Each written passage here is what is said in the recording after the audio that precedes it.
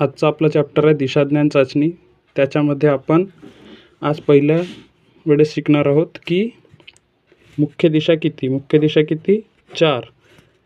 पश्चिम, पूर्व, उत्तर आणि दक्षिण. आणि त्याच्या उपदिशा किती 4. वायव्य, ईशान्य, आग्नेय आणि नैऋत्य. ठीक आहे. ह्या उपदिशा पाठ करण्यासाठी आपल्याकडे शॉर्ट ट्रिक आहे. वानर इकडे आला नाही. काय? वानर इकडे आला नाही. वायव्य, ईशान्य, आग्नेय आणि नैऋत्य या झाल्या आपल्या 4 उपदिशा.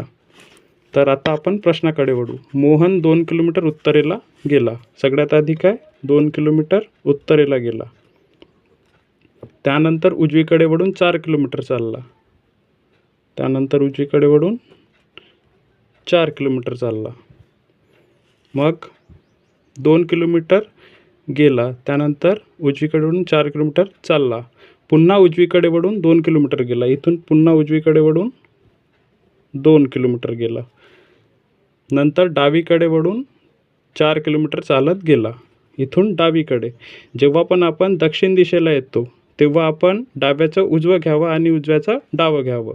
इथे काय म्हटलं आपल्याला? डावं. तर आपण आपल्या उजव्या हाताला किती किलोमीटर जाणार? 4 किलोमीटर.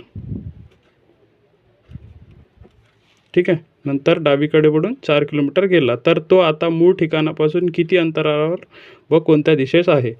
हा त्याचा मूळ ठिकाण, याला आपण स्टार्ट पॉईंट, आणि हा त्याचा एंड पॉईंट. आता ए आणि बी मधील अंतर किती?